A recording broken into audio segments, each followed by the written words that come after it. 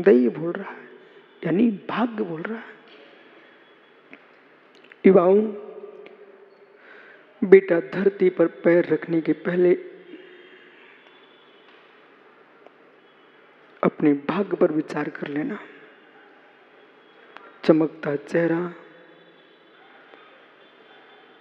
हाथ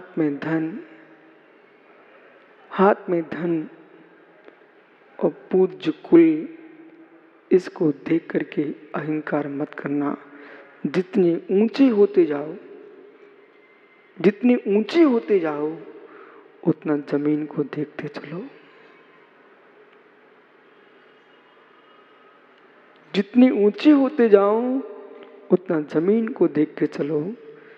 सब के दिन एक से नहीं होते। विमान कितनी उत्तान हो, गगन में हो, पर उड़ा भूमि से था, यानी उतरेगा भूमि पर। सबके दिन एक से नहीं होते। विमान कहां से उड़ता है, वो उतरेगा कहां, बस इसका ध्यान रखना।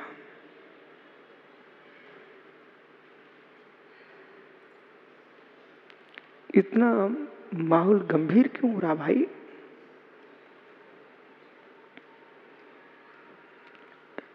ये दैव है, ये पुरुष है।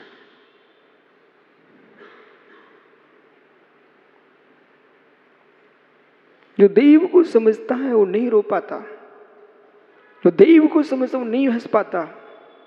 उसे मालूम है इसकी गति कुटिल है, वक्र है। राम को भी जंगल भिजवा देता है, श्याम की मृत्यु भी जंगल में करा देता है। वर्धमान को भी ज्ञानी उपसर्ग करा सकता है, तो पारसनाथ पर भी उपसर्ग करा सकता है, तो आदिनाथ को भी 6 महीने घुमा सकता है। दैवस्य कुटिला गति। इसलिए जब भी जीवन में भदौरिया जी कोई भी कष्ट के दिन आए, मित्र बिल्कुल नहीं घबराना। इतनी ही सोचना, मेरे पिता ने 14 वर्ष का वनवास तो नहीं दिया। हे माँ, घर में कितना कष्ट हो, इतना तो सोचना, कम से कम मेरे पति ने अग्नि कुंड में तो नहीं डाला। वहां निहारना सीता को। अग्नि कुंड में गिरने की आज्ञा पर भी सीता ने ये नहीं कहा कि मेरे पति श्री राम का दोष है।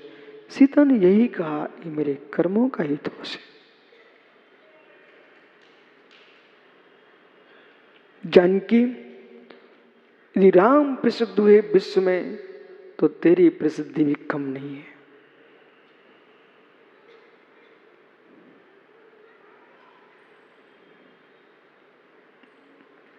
इसलिए जीवन को जीते जीते दैव और पुरुषार्थ को जान के जियो। चलते मार्ग में अध्यक्ष जी मंडीदीप मित्र वकील साहब, चलते मार्ग में कोई गले में माला डाल दे, मत मुस्कुराना, ये माला मेरी नहीं है, भाग्य की है। मित्र चलते मार्ग में विमल कोई माला खींच ले जाए, मित्र मत रोना, ये माला मेरी नहीं खींची, ये दुर्भाग्य की है।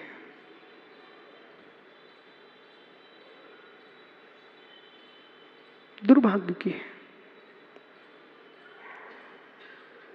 पुण्य होता है तो तलवार प्राण बचा लेती है, वो पुण्य क्षीण होता है तो ज्ञानी गले की चैन तलवार चलवा देती है। ऐसा नहीं हुआ क्या?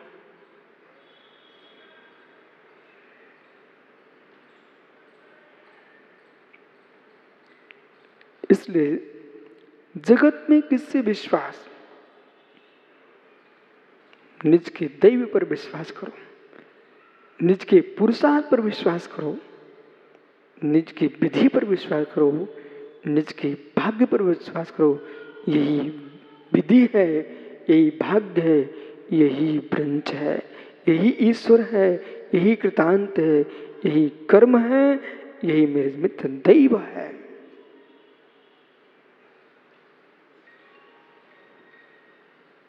छद्मस्त हो विजय, छद्मस्त हो, इसलिए संकल्प विकल्प हैं। पूर्ण ज्ञानी होते तो तुम्हारे ज्ञान में झलकता कुछ भी अपराध पर का मेरे ऊपर नहीं है, कुछ भी अपराध पर का मेरे ऊपर नहीं है, और कुछ भी उपकार पर का मेरे ऊपर नहीं है।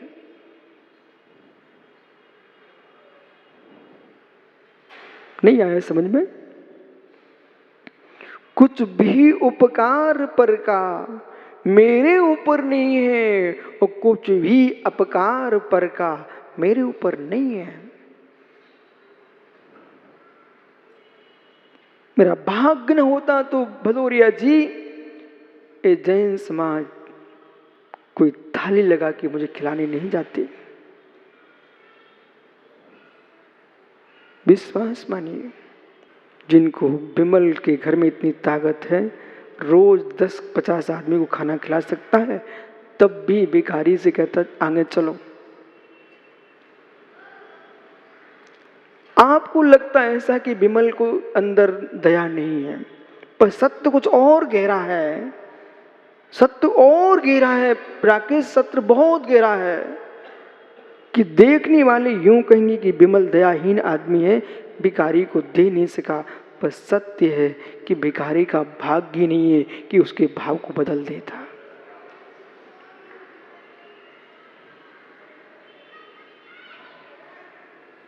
नगर में ऐसे ऐसे श्रावक चर्या करा रहे हैं, जबकि शाम को भदौरिया बोल रहे थे महाराज जी ऐसे लोग उपदेश सुन रहे हैं जो कभी सुनने नहीं आते थे। मित्र, ये उपदेश का विषय नहीं है, ये आहार का विषय नहीं है, ये सब जीव के पुण्य पाप का विषय है।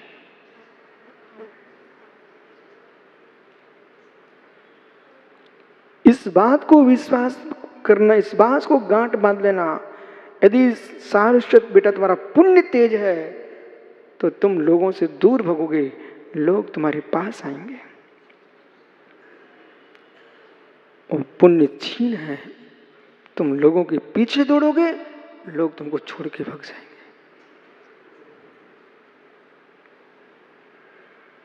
मैं तो पुराणों को प्रयोग में देख रहा हूं, मैं तो पुराणों को प्रयोग में देख रहा हूं। नहीं दिख रहा क्या सुब्रत सागर? मैं पुराणों को प्रयोग में देख रहा हूं। राकेश पंडित जी, ये छोटे छोटे बच्चे MA BA CA Ramtek MTech कितने कितने पढ़ाई किए हैं, विदेश से बेचारे घूम घूम के आ रहे हैं, माता पिता बेचारे चेहरा लटकाए बैठे हैं और विश्व सागर राज्य कर रहे हैं। मुझे को छोटा सा बच्चा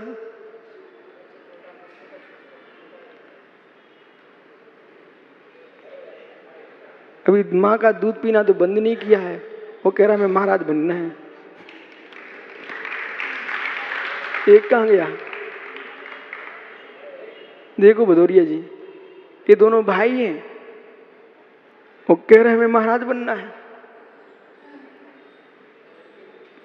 बेटा बहुत कठिन मार्ग है।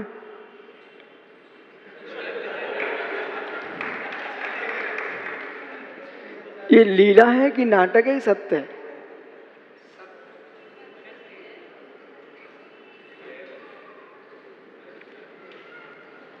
राकेश, आश्चर्य कुछ करने का विषय नहीं है, हम तो पुराणों को देख रहे हैं।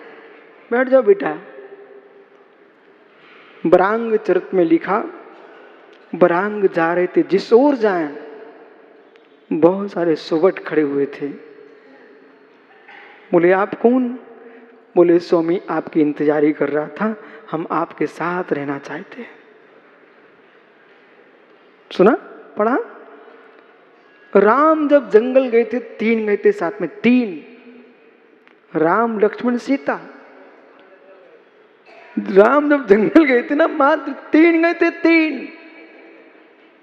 जब लौट के आए, ओह, अवधपुरी में जब लौट के आए तो मेरे मित्र, दीपावली मर रही थी, दशहरा मर रहा था, सब कुछ हो रहा था, मंगलाचरण हो रहा था, तब 3 नहीं आए थे, हजारों की तादाद में सेना आई थी साथ में।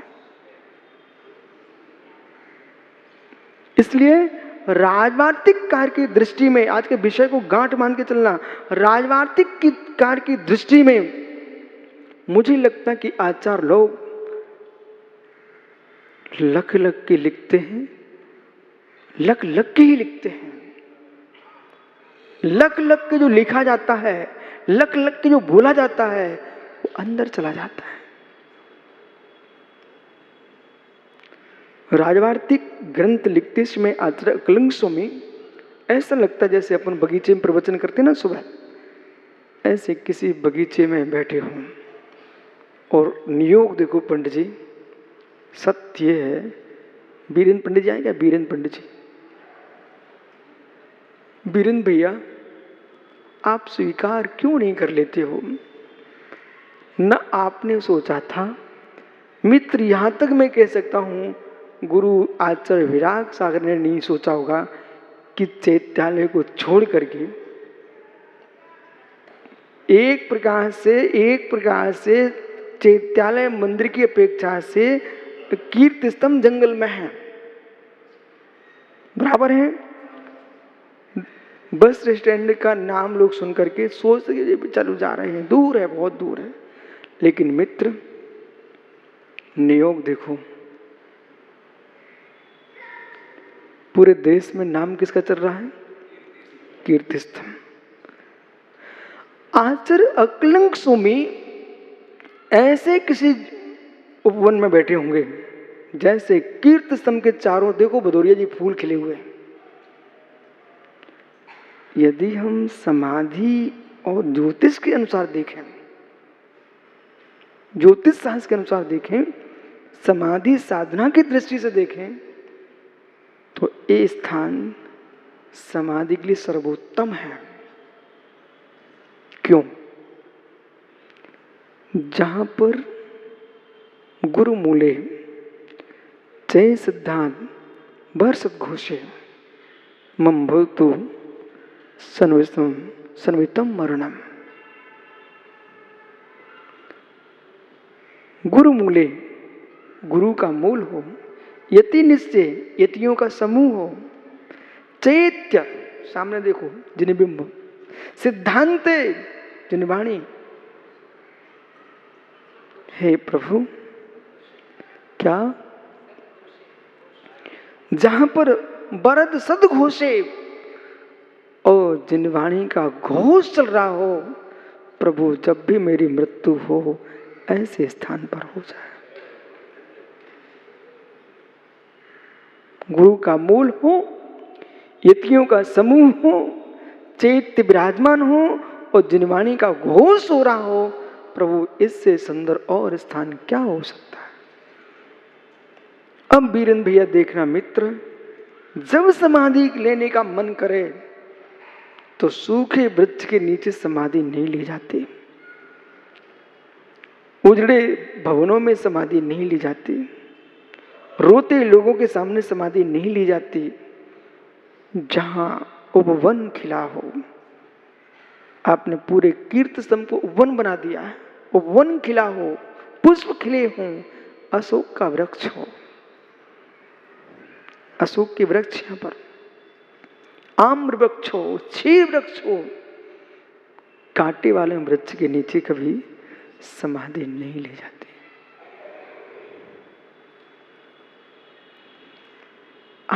आम्र वृक्ष हो, अशोक वृक्ष हो, और जहां पर हरी दूबा घास हो, वो हरी दूबा घास है ना, ये मांगलिक है, द्रव्य मंगल है, लौकिक।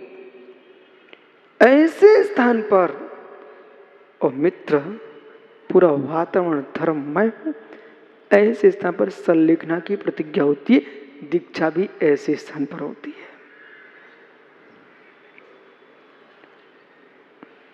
तो अकलंक स्वामी क्या देख रहे थे? लगता है जैसे कीर्ति स्तंभ में उपवन जैसा दिख रहा है, पुष्प खिले हैं, ऐसे किसी जूही चंपा चमेली केवड़ा के बगीचे को निहार रहे थे।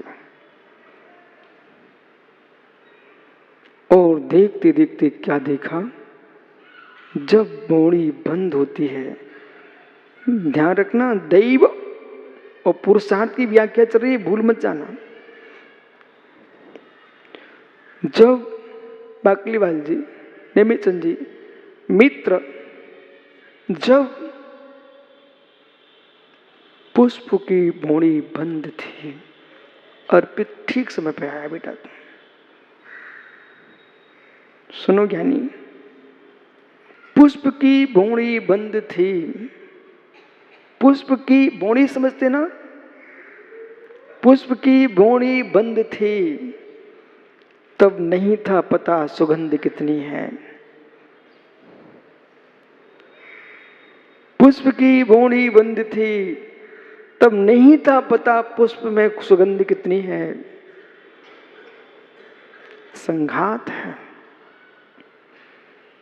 जितनी जीव यहां विराजते हैं, इस बात का ध्यान रखना जीवन में, जितने शांत जियोगे, शांत जियोगे, भद्र प्रणाम रहेंगे, कसाएं मंद रहेंगी, दैव बढ़ेगा, पुण्य बढ़ेगा। बोड़ी बंद थी, बोड़ी बंद थी, सुगंध ठीक नहीं। बोड़ी बंद थी, सुगंध ठीक नहीं। साम्य सागर, बेजीव हैं पागल जो बोड़ी तोड़ देते सुगंध के राग में। बोड़ी तोड़ के आकाश बेटा सुगंध नहीं पा पाओगे।